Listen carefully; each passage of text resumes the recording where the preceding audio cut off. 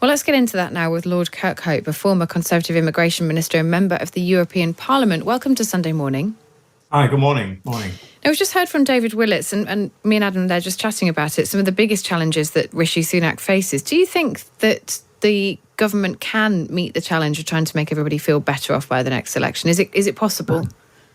Well, I'm actually rather more optimistic than some people about this because having been in the government of Margaret Thatcher and then John Major, I have a view that if we can get rid of some of the stickier items, and these are predominantly immigration, Northern Ireland, and also our future EU relationship, and we can show that our government is actually rather more competent than previous administrations, even Conservative ones, if it can show it's almost technocratic, almost boring, I suppose, if it can show its competence, and then we can bring out the real policies of Labour, it does seem to me that the Conservatives have got a reasonable chance of getting re-elected.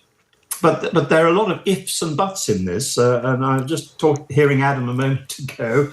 Yes, I mean, and also David Willetts, my friend, talking about the economy. Yes, but we want to show competence in the way we manage the economy. And I think that is starting to happen with the combination of Rishi Sunak and Jeremy Hunt. I mean, one of the issues, as you were talking about, there's a couple of them there facing Rishi Sunak, is immigration. I mean, we've seen Suella Braverman in Rwanda this weekend. First off, can I ask you, are you comfortable with this policy that the government is going to remove asylum seekers who arrive in the UK to places like Rwanda? No, I'm not. I've been saying it all along. I've got a great problem with it.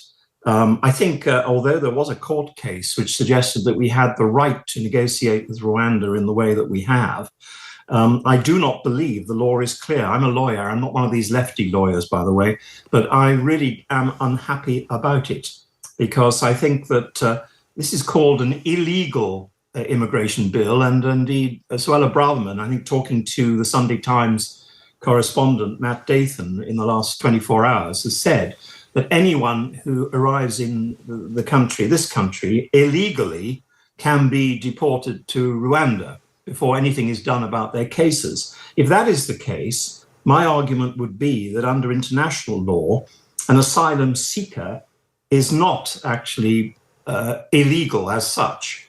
But there are a lot of people who do arrive here under immigration rules who are illegal. And therefore, I would be questioning who it is exactly that Suella Braverman and her people are going to actually remove to Rwanda. It's not going to work because it is not a properly focused or indeed properly legally justified piece of legislation. Now, that's fascinating because, of course, you know, what Suella Braverman has been saying is that the courts have approved her Rwanda plan. There is obviously a review at the moment. We expect to hear more on that in April. Yeah. She says the courts say it's legal, and she believes that the government does have the power to remove people who arrive here illegally because the government has the right to police its own borders. You're saying you don't think that's true? No, I don't think it's true. I was one of the people, incidentally, you were talking, I think someone was talking about Dublin agreements earlier. I was one of the people that drafted the Dublin agreements, which of course applied throughout EU when we were members of the EU. And this did give us some powers in relation to moving people back through the EU who had come to our country, you know, for processing because we were all part of one entity, which was the EU. Outside of it, in fact, Dublin, and I think it was also said, Dublin has not succeeded. It's one of my less glamorous success stories, I have to say. It's not a success story at all, disappointingly, because, of course, inevitably, when you are sharing responsibility among nation states, all of whom believe that they have some clear powers for their own borders, you're going to get people who don't agree.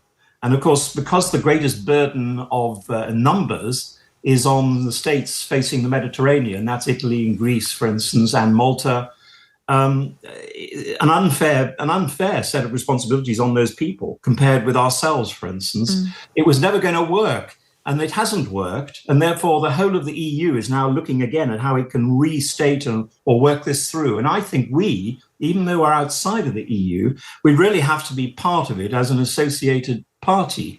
If we can do that, that is actually the way in which we can sort this, by then putting the amount of power that those combined countries have onto the origination states like Albania, like parts of North Africa. And I suppose the government would say, they are working with Albania. They have a returns agreement, which is starting to see some success. And that actually we are working with the French government to put more patrols onto the beaches on the French side. We're putting a huge amount of resourcing into that financially. Yes. I suppose my question to you is, if you don't believe that this would work, why do you think the Conservative government is currently spending so much time selling this as a policy? Well, as I say, I think it's one of the sticking points here. It continues the sort of fractious relationships within our party, sadly. And I think it's the government thinking that the public as a whole, A, they like the slogan, stop the boats. B, the public, I think, always have an interesting relationship with immigration policy. And when I was immigration minister, I tried my best to damp down emotions on both sides of this argument, because really, I fully agree with the government's wish to deport more people who shouldn't be in our country, whether they've failed to meet the criteria for asylum or whether they are illegal immigrants proper, and also speeding up the process of dealing with claims, which again, both two items of the new bill that we're putting through Parliament. But I just think this showboating, this sort of sloganizing, which whips up an awful lot of emotions in the country, is not the way to handle the delicate issue of immigration, frankly. I mean, that sounds to me like you have some issues with the types of language that is being used by the Home Secretary at the moment. Is that the case? Yes, I have. And indeed, I've just looked at, online, I've been looking at some of the media coverage of this visit to Rwanda, pictures of our Home Secretary leaping around with great excitement, waving her arms around and all the rest of it. I don't think that's the way Home Secretary should go on. I have to be critical of her, I'm afraid. I think previous Home Secretaries have behaved in a more, a more calm and determined manner. Should she... I introduced the term, by the way, firm but fair, in relation to immigration rules. And I always believed that was the way to handle it. But I just don't like sloganizing of this kind, particularly with a delicate subject we know it all is. Is Suella Braverman fit to be Home Secretary, in your view? It's not, I'm sorry, you're not going to get me to comment on that. Whether she's fit or not is a matter for the Prime Minister.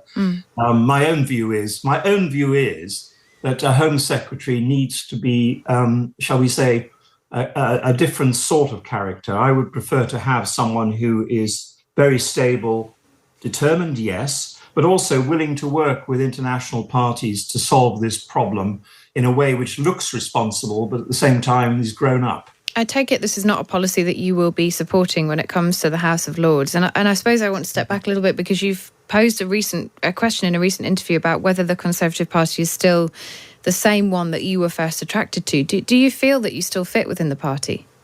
Well, I've been in the party so many years, and the party's moved in all kinds of directions, because the Conservative Party, its great advantage over other parties is that it's flexible. It doesn't have ideology. Unfortunately, though, I think what we've seen in very recent years is a more ideological approach by certain elements in the party, which I think has made it too sharp to appeal to the, if you like, Middle England. And I think we need to get back now.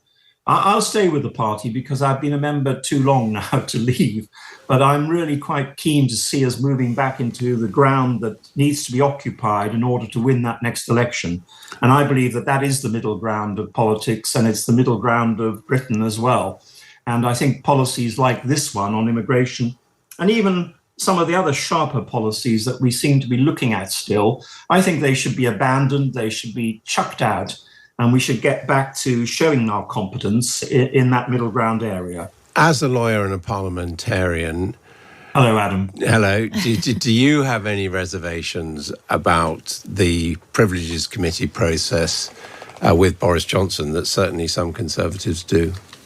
Well, I'm a bit concerned that the amount of pressure that has been piled by a small number of our parliamentarians on that committee, which of course has a Conservative majority, but it's not a committee that is really meant to work down party lines, and I hope it doesn't. I think they must resist that.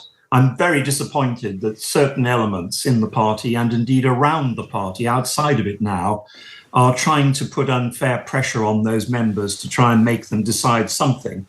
which may or may not be the way they want to go. And I think myself that if we have a privileges committee, it has to be left alone. There mustn't be anybody who interferes with it when it's doing its work, or whatever that outcome might be. I think that we need to have that committee. It may need even beefing up in future in view of the number of transgressions which parliamentarians seem to have been involved in recent times. But please, let's not just have that nonsense going on of trying to pressure individuals who are on it. I mean, there are, of course, those who say, look, the reality is that politicians on all sides do say things which turn out not to be true, and that therefore they believe singling out Boris Johnson is somehow a witch hunt. No, I mean, there's a Boris Johnson element, as we all know now, who have benefited from Boris Johnson's leadership and who are still around and have taken whatever vows they've taken in relation to Johnson and his future. I think we have to be a little more dispassionate about it all.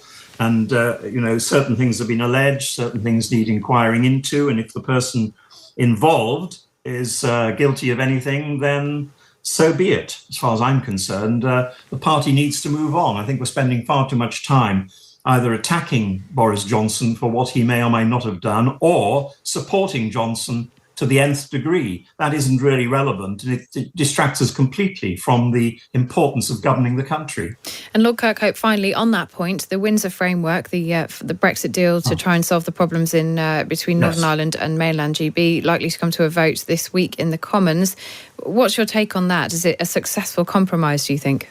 I think it's a very successful compromise, and actually it does show the Prime Minister up in the right sort of way. He's actually been a little slow off the mark, perhaps, because of all the background and what's happened before and so on.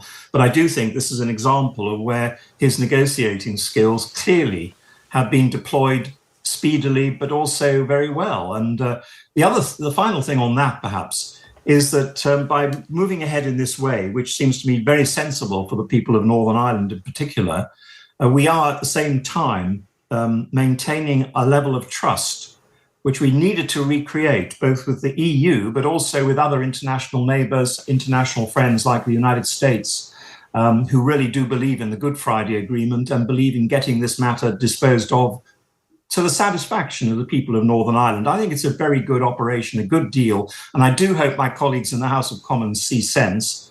I think the vast majority of my party will, but they'd better do so this week, and let's move on after that. Lord Kirkhope, thank you for giving us your time this Sunday morning. We appreciate it.